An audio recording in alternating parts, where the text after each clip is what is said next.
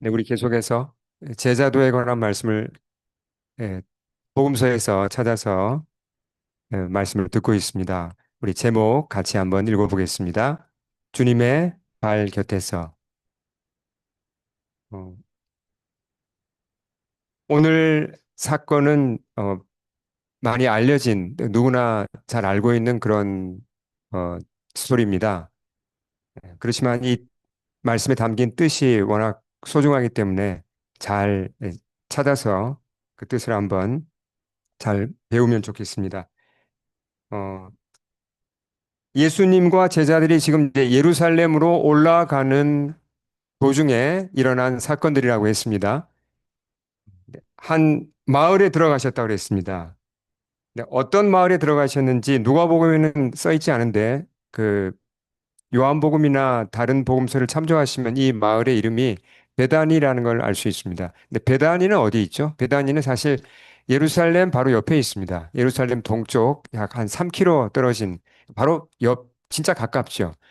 근데 지금 누가복음 10장을 보면 아직 예수님이 사마리아도 통과를 못 하셨어요. 근데 그런 예루살렘 근처에 간 게 아닌데 왜 이 사건이 여기서 베다니가 나오냐? 이건 이제 시간 순서대로 누가 기록하지 않았기 때문입니다. 예, 시간 순서보다는 이제 의미상 이 마르다와 마리아 사건이 이곳에 누가복음 10장 끝부분에 놓이는 것이 이제 필요했기 때문에 여기에 위치를 한 거죠. 사실 우리가 지금 제자도를 하고 있기 때문에 바로 앞에 있는 그 누가복음 말씀은 이제 건너뛰었습니다. 그 말씀은 이제 선한 사마리아인의 비유잖아요. 선한 사마리아인의 비유 다음에 나온 사건이 오늘 본문인데 선한 사마리아인의 비유에서 예수님이 가르치신 것은 뭐죠? 누구를 사랑하라는 겁니까? 이웃을 사랑하는 거잖아요. 이웃 사랑을 강조하신 후에 예, 저자 누가가 그렇게 본문을 배치를 한 거라고 학자들은 봅니다. 이웃 사랑에 이어서 하나님 사랑을 강조하기 위해서 이 사건을 이곳에다가 이제 배치를 한 겁니다. 그러니까 시간 순서랑은 좀 다르죠. 그래서 배경은 베다니가 되겠습니다. 근데 베단이란 그 마을에 살고 있는 한 패밀리, 가족을 소개합니다. 그 집의 주인은 이제 마르다라고 했는데, 말씀을 38절을 우리 같이 한번 읽겠습니다. 그들이 길 갈 때 예수께서 한 마을에 들어가심에 마르다라 이름하는 한 여자가 자기 집으로 영접하더라. 예. 마르다가 여기서 이제 먼저 강조되었고, 마르다가 자기 집이라고 표현했죠. 예. 네, 마르다의 여동생이 누굽니까? 예, 마리아이고 또 브라더 그러니까 오빠라고 이제 보통 한글 성경에는 번역을 했는데 이름이 뭐죠? 보면 예, 마르다가 있고 마리아가 있고 나사로 이 세 사람이 온누이입니다. 근데 사실 정확하게 누가 맞이고 누가 동생인지는 정확하게는 몰라요. 그냥 짐작할 뿐이죠. 예. 대체로 이제 우리 개역 개정에는 나사로가 오빠이고 둘째가 마르다이고 마리아가 셋째일 것으로 보통 이제 그렇게 추정을 합니다. 근데 세 사람이 분명히 이제 친형제 자매라는 건 분명합니다. 마르다의 집으로 예수님이 들어가셨습니다. 제자들은 따라 들어갔을까요? 예, 함께 초청되었겠죠. 근데 이 가족이 어떤 사람들인가? 마르다, 마리아, 나사로가 어떤 사람들인가? 예수님과의 관계가 어떻죠? 여러분 기억나는 거 있으세요? 성경이 뭐라고 얘기합니까? 이 오누이와 예수님과의 관계. 어, 예수님과 아주 친한 사람들이었죠. 어디에 그 말씀이 나옵니까? 그 요한복음에 보면 이렇게 이런 기록이 나옵니다. 우리 같이 읽어보겠습니다. 예수께서 본래 마르다와 그 동생과 나사로를 사랑하시더니 예수님의 사랑을 받는 예수님과 아주 친한 그런 가족이었어요. 예수님이 마지막 6개월 동안 십자가를 지시기 마지막 6개월 동안 예루살렘에 여러 차례 짧게 이게 들어갔다가 나오셨다가 이렇게 반복해서 방문하셨는데요. 예루살렘에서 주무시지 않고 항상 그 옆에 있는 동네인 베다니에서 주무셨거든요. 이제 거의 그렇게 이제 추정을 하는데요. 그러니까 예루살렘에서 사역하시다가 저녁이 되어서 이제 숙식하러 이제 오신 곳이 베단이고 그 집이 누구의 집이죠? 마르다의 집으로 보통 추정을 합니다. 그만큼 가까운 사이였어요. 오늘 이 본문도 그러니까 아마 그 마지막 6개월 동안 그 어느 때 이제 예수님이 예루살렘과 이제 베다니를 왔다 갔다 하시면서 이제 방문한 그런 중에 방문 중에 하나라고 우리가 짐작할 수 있습니다. 그리고 나사로가 죽었다가 살아난 사건은 이 후에 일어난 거고, 그렇죠? 또 마리아가 나중에 향유를 붓잖아요. 그것은 더 끝에 일어난 사건이죠. 이제 그렇게 우리가 큰 그림을 보고 이 사건을 좀 더 이해를 잘 할 수 있을 것 같습니다. 주님이 이 마르다의 집에 들어가서 뭘 하셨죠?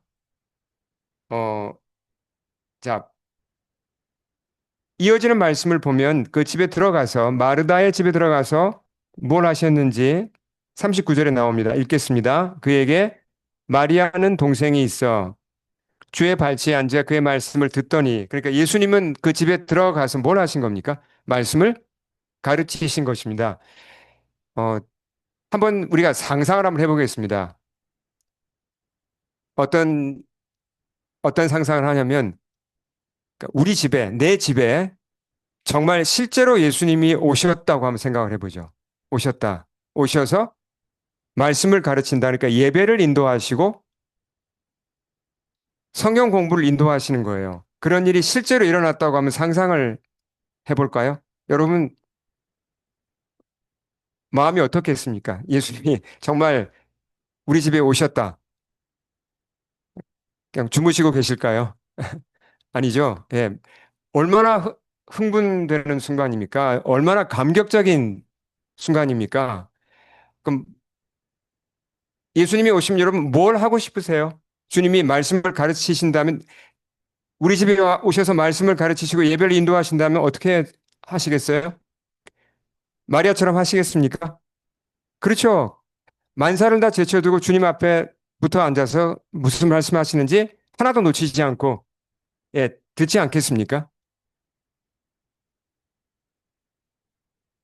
마리아가 주님의 발치에 앉아서 그 말씀을 들었다는 거, 이제 텐스, 이 들었다는 이, 어, 헬라어 동사를 보시면 이게 계속됐다는 거예요. 그러니까 상당히 긴 시간 동안 계속 마리아는 말씀을 듣고 말씀 속으로 빠져들어갔다는 겁니다. 다른 거 아무것도 하지 않고 말씀을 들었다는 거죠. 계속해서. 네. 자, 또 하나 여기서 우리가 중요하게 짚고 넘어갈 건 뭐냐면 이게 그 어떤 걸 의미하죠? 발치에 앉았다. 발치에 앉았다. 발 앞에 앉았다. 예. 다시 39절 머물면서요. 누구의 발 앞에 앉았다라는 표현은 이게 그 사람의 제자라는 표현입니다. 그 유대 문화에서 랍비들이 제자를 가르쳤잖아요. 그러니까 어떤 랍비의 제자다. 그럴 때는 그 랍비의 발치에 앉는다고 표현을 합니다. 근데 그 당시 랍비의 제자들은 형제가 많았을까요? 자매가 많았을까요? 자매는 한 명도 없었습니다. 모두 남자였죠. 여자는 절대로 랍비의 제자가 될 수 없었습니다. 100% 남자들만 랍비의 제자였죠. 그게 문화였습니다. 뭐 고대에는 대부분 그랬잖아요. 남녀 차별이 심했고. 근데 예수님은 어떻게 하셨다는 걸 알 수 있죠? 마리아를 제자로 받아주신 건가요? 받아주셨다는 걸 알 수 있죠.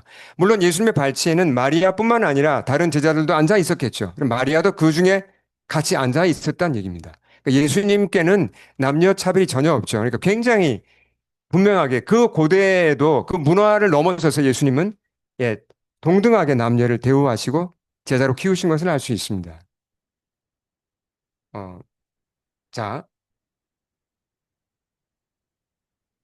여기서 분명히 드러나는 건 또 뭡니까? 예수님이 마르다의 집에 들어오신 목적이 뭐예요, 그러면? 목적이 왜 들어오신 겁니까? 바로 39절을 위해 들어오신 겁니다. 말씀을 예, 전해 주시고 가르치시고 그러면서 말씀을 통해서 제자들과 그 집에 있는 사람들과 친밀한 관계를 맺고자 오신 거예요. 그러니까 집으로 찾아오셨다는 건 더욱 친밀한 관계를 맺고자 오신 거죠. 근데 오늘날도 그럼 이런 일이 정말 가능합니까? 정말 예수님이 우리 집으로 찾아오시고 이 교회로 찾아오시고 그래서 우리와 친밀한 관계를 맺는 게 가능한가요? 가능하기 때문에 우리가 이곳에 지금 모여 있는 겁니다. 성령으로 오셔서 우리에게 말씀을 가르치고 우리와 함께하고 우리와 친밀한 관계를 맺을 수가 있죠. 그게 아니라면 불가능하다면 우리가 여기 굳이 모일 필요가 없는 겁니다. 근데 우린 이미 그걸 알고 있고 체험했고 사모함으로 이 자리에 모인 거죠. 예, 그렇죠.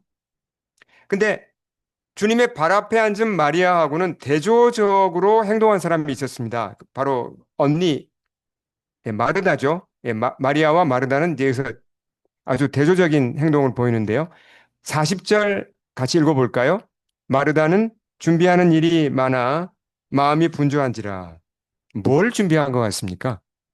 구체적으로 뭐라고는 여기 얘기를 하진 않은데 영어 단어를 보고 헬라어 단어를 보면 좀 이해가 돼요. 서빙이라고 표현했죠. 서빙. 예, 이따가 이제 우리가 좀 더 이 단어를 분석을 할 겁니다. 이제 문맥을 보면 이게 뭘 했다는 걸 알 수 있습니까? 뭔가 음식을 준비했다는 걸 알 수 있죠. 예. 어, 집에 찾아온 귀한 손님을 잘 대접하고자 하는 마음에서 이제 열심히 좀 준비하고 있는 걸 알 수 있습니다. 근데 마르다가 준비하는 일이 많았다 그랬어요. 누가 많은 걸 시킨 건가요? 예, 그런 건 아니죠. 이것도 문맥으로 보면 알 수 있어요. 누가 많이 준비하라고 시킨 건 아닌데 자기가 이제 원해서 잘 준비하고자 했던 것 같아요. 특별한 음식을 아마 준비하고자 한 것 같기도 한데요. 그러다 보니까 몸만 분주해진 게 아니라 뭐까지 분주해졌죠? 마음까지 분주해졌습니다. 영어 표현에 보면 Martha was distracted라고 표현을 했습니다. 마음이 distracted. 그러니까 이게 마음이 혼란해진 거예요. 예, 혼란해지고 이게 막 이제 마음이 막 이렇게 너무 막 복잡해진 거예요. 도저히 일을 계속할 수 없을 지경에 이르렀습니다. 그래서 마르다가 예수님을 찾아와서 예수님께 와서 이렇게 얘기를 합니다. 자, 읽겠습니다. 주여, 내 동생이 나 혼자 일하게 두는 것을 생각하지 아니하시나이까? 그를 명하사 나를 도와주라 하소서. 참 재미있어요. 이 상황을 보면. 왜 마리아에게 야, 너 이리 나와봐. 빨리 나 도와줘. 이렇게 얘기를 하지 않고 예수님께 이 얘기를 했을까요? 보통 우리가 이런 경우 누구한테 먼저 얘기를 합니까? 동생한테 먼저 뭐 찌르든지 뭐 쪽지를 주든지 뭐 끌어내든지 해서 어, 너희 빨리 나와봐. 뭐 이렇게 나 도와줘. 이렇게 하는 게 보통 맞는 것 같은데 아니면 뭐 마리아한테 아무리 말을 해도 얘가 반응을 안 보이니까 예수님에게 이렇게 말을 했는지도 모르겠고요. 근데 마르다는 예수님에게 이런 얘기를 했습니다. 자, 마르다 생각에 동생 마리아가 지금 행동을 잘하고 있는 것 같습니까? 잘 못하고 있는 것 같습니까? 잘 못하고 있죠. 왜요? 바쁜데, 음식 준비로 바쁜데, 하나도 안 도와주고 자기는 지금 말씀만 듣고 있으니까 잘못했다고 생각하는 겁니다. 마리아의 행동이 잘못됐다. 예. 그러니까 예수님에게 지금 뭐라고 부탁하는 거죠? 예수님, 마리아한테 좀 얘기해서, 저를 좀 도와주라고 좀 얘기 좀 해주세요. 그렇게 부탁을 한 거죠. 어, 은근히 지금 마르다가 예수님에게도 뭔가 이렇게 예수님을 블레임하고 예수님을 좀 주님도 뭔가 좀 잘못한 게 있다고 좀 얘기를 하는 거 맞습니까? 그렇죠. 예, 주님, 뻔히 제가 이 많은 사람들 먹이기 위해서 일하는 걸로 지금 바쁜 거 아시는데, 아니, 그, 마리아, 걔를 좀, 저한테 좀 보내주시지 왜 그냥 가만히 계세요? 이렇게 은근히 주님도 이렇게 블레임하고 있다는 걸 알 수 있어요. 지금 마르다의 마음이 참 복잡하고 좀, 마음이 안 좋아요.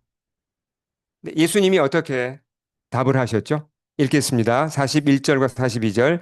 마르다야, 마르다야, 내가 많은 일로 염려하고 근심하나. 몇 가지만 하든지 혹은 한 가지만이라도 족하니라. 마리아는 이 좋은 편을 택하였으니 빼앗기지 아니하리라. 자, 예수님이 하신 말씀 우리가 잘 생각을 해야 됩니다. 자, 지금 사실은 누가 잘못한 겁니까? 마리아가 잘못하고 있습니까? 마르다가 잘못하고 있습니까? 예, 마르다가 뭔가 좀 뭔가 좀, 예, 마르다의 행동이 다 틀렸다는 얘기가 아니라 마르다가 뭔가 지금 살짝 잘못 알고 있는 거죠. 그렇잖아요. 그래서 예수님은 마르다를 지금 고쳐주고자 하시는 겁니다. 근데 처음에 마르다의 이름을 이 문장을 보시면 몇 번 불렀죠? 두 번 불렀습니다. 이 히브리 문화에서 사람의 이름을 두 번 부르는 것은 어떤 의미라고 그랬죠? 여러 번 나왔습니다. 아브라함아, 아브라함아, 사울아, 사울아. 하나님이 아브라함을 부르실 때 예수님께서 사울을 부르실 때 두 번 다 불렀습니다. 어떤 의미라 그랬죠? 이건 예, 친밀함의 표현입니다. 친밀함. 그러니까 지금 예수님은 마르다가 마음이 상하지 않게 마르다야, 내가 너를 얼마나 사랑하는지 알지? 그런 뜻으로 마르다야, 마르다야 두 번 부르신 거예요. 예. 그런 사랑의 확신 가운데 그 다음에 이제 충고를 해주십니다. 어, 뭐라고 충고를 해주십니까? 내가 보니까 너는 지금 어, anxious, 마음에 염려가 가득하구나. 그리고 마음이 트러블 돼 있구나. 마음에 어, 이렇게 염려하고 근심하고 있구나. 왜 염려하고 근심이 염려와 근심이 왜 들어온 거죠? 이건 어, 일을 누가 맡긴 게 아니라 자기 스스로 마르다가 일을 잘해보고자 하다가 일이 너무 많아서 아무도 안 도와주고 그런 가운데 염려하게 되고 근심하게 된 거잖아요. 예. 주님 말씀은 이런 거죠. 마르다야. 어, 지금 뭔가가 잘못돼가지고 내가 보니까 너는 근심하고 있고 마음이 어렵구나. 근데 그 이유가 뭔지 내가 알려주마라고 이어서 뭐라고 말씀하셨어요? 자, 몇 가지만 하든지 혹은 한 가지만이라도 족하니라 이게 무슨 말인가요? 이건 이제 한글 표현이 좀 어렵습니다. 근데 영어 표현이 좀 더 이해가 쉬운데요. 자, 우리 피어나는 제자들이 이 본문을 우리 큰 소리로 우리 영어로 한번 읽어보겠습니다. But Martha, Martha. 자, 크게 읽겠습니다.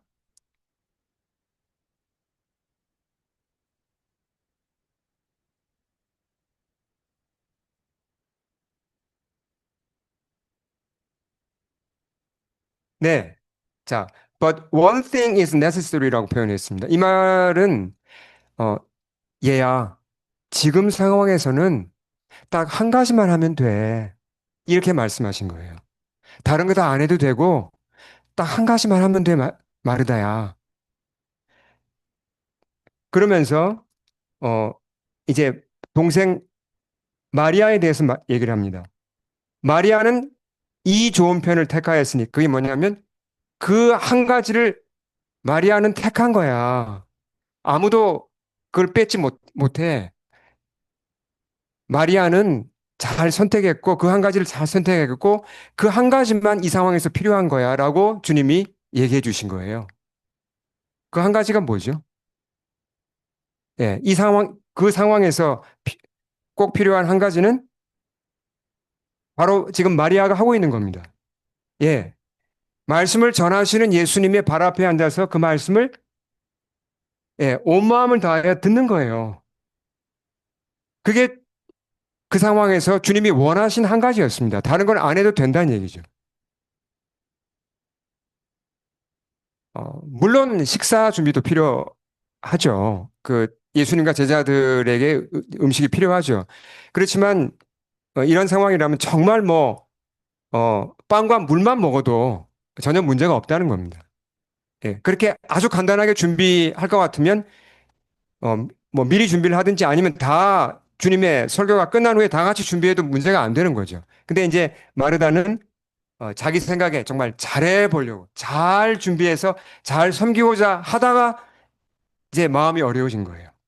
그러니까 주님이 마르다에게 그 문제를 어, 이제 마르다가 깨닫도록 도와주신 겁니다. 자, 여기서 우리가 또 근데 어, 좀 확인해보고 넘어갈 게 있습니다. 자, 그러면 지금 두 가지가 여기서 대비가 되죠. 그러니까 말씀을 듣는 거하고 어떤 섬김의 일을 하는 것. 그 두 가지 지금 두 가지가 지금 대비가 되고 있잖아요. 그럼 말씀을 듣는 것은 정말 정말 중요한데 사람들 먹을 걸 챙기고 이렇게 섬기는 건 그러면 이게 무시해도 되는 건가요? 어, 그건 아니라는 거죠. 예, 그게 아니라는 겁니다. 자, 다시 40절로 가서 자, 한 가지를 주님이 강조하셨죠. 40절로 자, 가겠습니다. 40절을 우리 다시 한번 읽어보겠습니다. 마르다는 준비하는 일이 많아 마음이 분주한지라 그랬습니다. 자, 마르다가 한 일이 영어에는 뭐라고 표현되어 있죠? 예, serving이라고 표현되어 있습니다. 마르다가 한 serving이란 말 이게 헬라어에 보시면 이게 디아코니아라는 단어인데요. 이게 어려운 단어가 아니에요. 집사란 단어가 영어로 뭐죠? 집사가? 디컨. 디컨이란 집사라는 단어가 바로 디아코니아에서 나온 단어입니다. 뿌리가 같아요. 예. 그러니까 집사란 말도 원래는 어, 사역하는 사람, 섬기는 사람이란 뜻에서 집사란 말이 나왔거든요. 지금 마르다가 하는 일은 자 보세요. 이걸 풀어 이게 디아코니아란 말 자체는 이제 어, 영어로 ministry, service 다 해당되는 겁니다. 그러니까 사역하고 섬기는 것. 특히 그러니까 다른 사람의 바람과 필요를 채워주기 위해 봉사하는 거예요. 이게 디아코니아입니다. 좋은 건가요? 나쁜 건가요? 좋은 거예요. 이거 교회와 주님의 사역에 필요한 건가요? 필요한 거예요. 꼭 필요한 거예요. 그렇잖아요. 어,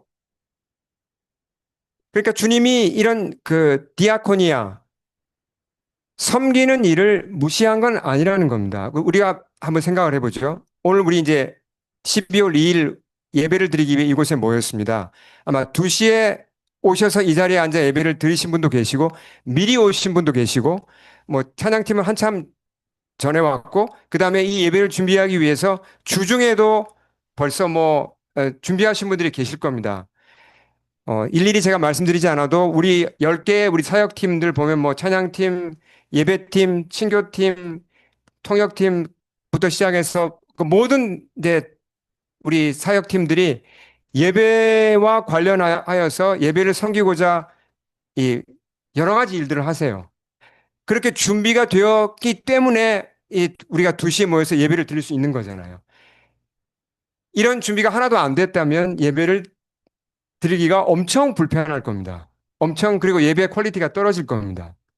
그러니까 교회에는 우리가 교회에 모여서 하나님 말씀을 듣기 위해서도 이런 서빙이 필요하다는 겁니다. 미니스트리가 필요하다는 거죠. 더 나아가서 교회가 하는 일이 어떤 일을 하는 겁니까? 교회는 우리만을 위해 존재합니까? 아니면 교회 밖에 있는 사람들을 위해서 우리가 해야 될 일이 있습니까? 있잖아요. 우리가 아직 교회에 들어오지 않은 사람들을 위해서 어떻게 해야 되죠? 구제해야 되고 그들에게 하나님의 사랑을 흘려 보내야 되고 복음을 전해야 됩니다. 그걸 뭐라고 부르죠? 그걸 바로 미니스트리라고 부릅니다. 사역이잖아요. 그러려면 사람들을 우리가 먹여야 되고 또 주어야 되고 도와줘야 되고 섬겨야 되고 그렇죠. 관심 가져야 되고 여러 일이 많이 있습니다. 그러니까 이런 어, 일, 섬기는 일을 우리가 이건 뭐 그냥 중요하지 않아. 섬기는 일 이건 중요하지 않고 말씀만 들으면 돼. 이건 그런 뜻이 아니란 얘기죠. 네, 둘 다 중요합니다. 근데 예수님이 강조하신 것은 우선순위라는 거죠. 우선순위. 네. 예수님은 섬김의 가치를 깎아내린 게 아니라 우선순위를 강조한 겁니다. 자, 이 상황을 다시 보면, 어, 예수님이 이제 몇 번이나 더 제자들과 모여서 이렇게 말씀을 가르칠 수 있을까요? 몇 번이나 더. 이 세상을 떠나시기 전에 몇 번 남지 않았어요. 몇 개월 후면 주님이 십자가를 지시는 때입니다. 예, 이런 상황을 고려했을 때 예수님이 마르다의 집에 들어와서 이렇게 말씀을 가르친다면 어떻게 해야 됩니까? 그 상황에서는 모든 걸 다 제쳐두고 예수님의 발 앞에 앉아서 말씀을 듣는데 전력해야 된다는 겁니다. 전력을 다해서. 그 우선순위죠. 주님이 원하신 게 그거예요. 예. 그리고 나서 섬기는 일들은 예, 필요한 만큼 그 뒤에 하면 되는 거죠. 근데 우리는 많은 그 참 쉽게 우선순위에서 이제 혼란을 겪을 때가 많아요. 교회도 이게 자칫 잘못하면 어떻게 될 수 있냐면 예배를 준비하는 건지 무슨 콘서트를 준비하는 건지 헷갈리는 교회들이 있습니다. 이제 이건 뭐 제가 어떤 특정한 교회를 이제 블레임하는 게 아니라 신학교에 다닐 때 이제 예배 몬트리올에 있는 여러 종류의 교회를 다니면서 예배를 들어보고 리포트하는 시간이 있었습니다. 그래서 이제 저하고 몇 사람은 뭐 이제 뭐 누벨비 교회를 가고 또 다른 팀은 뭐 다른 교회를 가고 쭉 교회를 이제 예배를 그 이제 다 참여해보고 이제 리포트를 한 적이 있었는데 이제 몬트리올에 있는 이제 영어권 교회입니다. 어떤 교회에서는 이제 거기 갔다 온 이제 학생들의 리포트가 방금 제가 한 얘기였어요. 교수님, 이게 예배인지 콘서트인지 구별이 잘 안 갑니다. 그 말을 했어요. 왜 그러냐면, 어, 예배의 모든 초점이 이제 성가대와 오케스트라, 거기에 맞춰져 있는 거예요.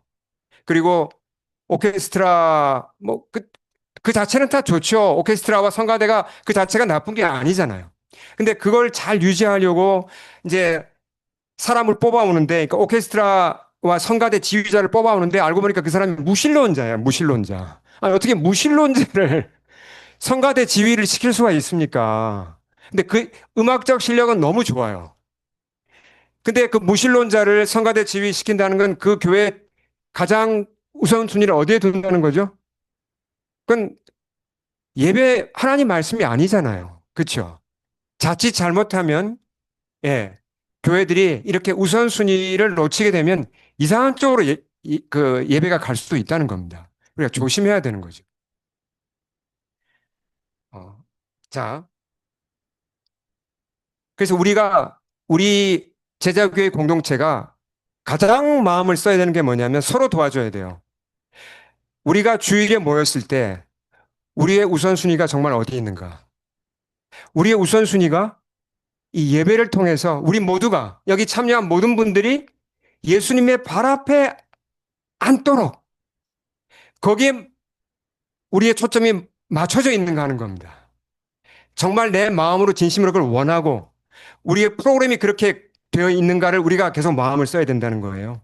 어떻게 하면 한 사람이라도 더 예수님의 발 앞에 앉을 수 있을까? 거기 그 목적을 향하여서 우리가 예배를 만들어야 돼요.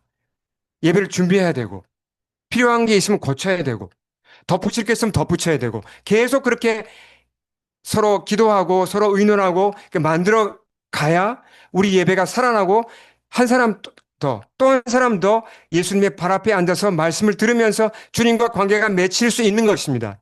여러분, 그렇게 믿으십니까? 아멘. 그래서 서로 도와야 돼요. 우리가 누구 한 사람에게 이걸 맡겨놓으면 안 됩니다. 계속 거기에 관심을 가지고, 예, 정말 우리의 첫째 관심은 이 교회에 들어오시는 모든 분이 주일 예배를 통해서 예수님의 발 앞에 앉는 거예요.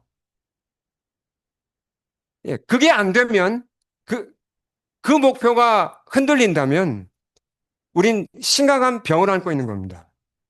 그래서 마음을 다하여 항상 우리가 그 초점을 보고 나가야 합니다. 개인적인 관계도 마찬가지예요. 우리가 일주일을 살아가잖아요. 우리가 직장, 학교, 사업, 가사 얼마나 일이 많습니까? 근데 우리가 스스로 돌아와야 됩니다. 내가 어떤 자세로 예배를 준비하고 예배 임하는가를 돌아봐야 돼요. 정말 내가 이번 주일 예배를 가는데 예배 시간에 나는 예수님의 발 앞에 나가서 정말 발 앞에 앉아서 주님의 임재 가운데 나가는 그 기쁨을 내가 맛보리라. 주의 말씀을 꼭 들어야지. 그런 소원을 가지고 내가 일주일 동안 예배를 준비하는가 하지 않는가를 돌아봐야 된다는 겁니다. 그런 사모함이 있어야 예배 퀄리티가 달라져요. 여러분 믿으십니까? 아멘. 그렇게 주님의 발 앞에 앉는 시간이 길어질수록 점점점 더 주님과의 관계가 내가 더 깊어지는 것이고 내가 성숙해지는 거예요. 우리가 자, 아이를 키우는 얘기를 잠깐 한번 해보겠습니다. 아이가 정상적으로 성장하기 위해서는 어떻게 해야 됩니까? 특히 먹는 걸 어떻게 해야 되죠? 특히 우리 어 아이들도 잘 먹지만 우리 청소년들 와 제가 금요일마다 보면 정말 잘들 먹어요. 너무 좀 먹는 걸 보면 제가 속으로 엄청 기쁩니다. 야, 참 음식을 해주시는 집사님들도 너무 감사한데 잘 먹는 우리 피어나는 제자들 보면은 속으로 제가 막 흐뭇해서 야, 정말 잘 먹는다. 감사하다. 예. 잘 먹어야 돼요. 그렇잖아요. 근데 부모님 중에 이런 분들이 계십니까? 야, 오늘 바쁘니까 오늘 그냥 하루에 한 끼만 먹는다. 그리고 3일 동안 우리 먹지 말고, 나 너무 정신없으니까 일주일에 그냥 목요일만 먹는다. 뭐 그런 부모님 계세요, 혹시? 안 계시잖아요. 성장을 해야 되는 성장기에 있는 아이들이 한 끼 굶으면 그 회복이 될까요? 하루에 한 끼씩 굶어서 한 6개월 동안 하루에 한 끼만 먹었다. 데미지가 될까요? 안 될까요? 데미지가 가죠. 몸에도 가고, 뇌에도 가고, 정신적으로도 데미지가 가요. 그게 나중에 20살 넘어가지고, 그때부터 맨날 부패로 잘 먹는다고 회복이 될까요? 안 돼요, 그건. 안 되잖아요. 회복이, 진짜 힘들어 회복시키기는 거의 불가능하죠. 영적으로 마찬가지입니다. 이걸 우리가 잊으면 안 돼요. 영적으로.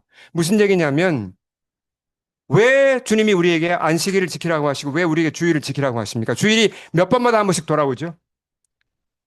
7일에 한 번 돌아오잖아요. 이번 주, 바빠. 이번 주 난 너무 힘들어. 이번 주는 그냥 얼굴 도장만 찍고 온다. 이번 주는, 그냥 뭐, 약식으로 예배 드린다. 이런 마음으로 예배 온다면요. 어떤 일이 일어나냐면, 그게 쌓이잖아요. 어느 순간에 영적 성장에 결핍이 일어납니다. 마찬가지죠. 그러면 내 영혼에 데미지가 오나요? 데미지가 와요. 영양실조, 데미지 오죠. 시간이 한참 지났습니다. 나중에, 내가 과거에 못했던 거 회복해야지. 뭐, 부흥회하고, 뭐, 수련회 쫓아다니고, 뭐다, 몰아치기로 한다고 그 회복이 됩니까? 어려워요. 어렵습니다. 한 주 한 주가 소중한 겁니다. 한 번의 예배가 그래서 중요한 거예요. 매주 드리는 예배가 중요한 겁니다. 그 예배를, 매주 드리는 예배를 내가 주님의 발 앞에 앉으리라. 그래서 정말 주님과 친밀한 관계를 맺으리라라고 내가 그런 소원을 가지고 나오는 게 한 주 또 한 주 쌓일 때 내가 정상적으로 자라고 건강해지고 성숙해지는 겁니다. 믿으십니까? 아멘. 자, 어, 끝으로 한 가지 더 우리가 오늘 말씀에서 배울 게 있습니다. 이게 뭐냐면, 자, 다시 41절과 42절을 같이 41절, 죄송합니다. 그, 앞으로 가서 제가 파워포인트 순서를 좀 잘못해서 죄송해요. 자, 39절을 다시 읽겠습니다. 그에게 마리아라는 동생이 있어 주의 발치에 앉아 그의 말씀을 듣더니 자, 우리가 기억하겠습니다. 주의 발치에 앉는다는 의미가 첫 번째는 우리가 지금 배웠습니다. 그렇죠? 이건 예. 주님 앞에 나아가 예배 자리에 나아가 주의 말씀을 듣는 겁니다. 그렇죠? 근데 여기에 좀 넓게 보면 또 하나의 의미가 있어요. 자, 주의 밟지 않는다는 것. 마르다가 지금 일을 많이 하다가 지치고 마음이 힘들어졌죠. 그럼 누구 앞에서 일을 한 건가요? 누구 앞에서? 주님 앞에서 일을 한 것입니까? 아니면 그냥 사람 앞에서 한 겁니까? 그러니까 우리가 사역을 할 때도 중요한 게 뭐냐면 주님 앞에서 하고자 해야 된다는 겁니다. 주님 앞에서. 예. 그래서 짧은 예를 제가 하나만 드리겠습니다. 죄송합니다. 이게 파워포인트를, 조지 뮬러 예를 제가 잠깐 들고, 짧게, 한 가지를 말씀드리고 이제 정리를 하고자 합니다. 조지 뮬러를 모르시는 분 별로 안 계실 겁니다. 혹시 조지 뮬러가 누군지 모른다. 그런 분도 몇 분은 계시죠. 우리, 예, 그런 분들은 이제 챗GPT한테 좀 물어서 자세히 좀 알아보시기 바랍니다. 예, 뭘로 유명합니까, 이분이? 이 기도 응답을 많이 받은 것으로 유명한 분입니다. 뭐, 보통 기도 설교할 때 꼭 이제 자주 등장하시는 이제 분이죠, 이분이. 그 영국 분인데, 어, 이분이 그 1936년에 고아원을 세웠어요. 아내와 함께. 그 영국이 그 당시 이제 뭐 잘 살았지만 이제 고아들이 많았어요. 근데 고아원을 처음에 세우게 된 동기가 뭐였냐면 소녀들이 너무 불쌍한 거예요.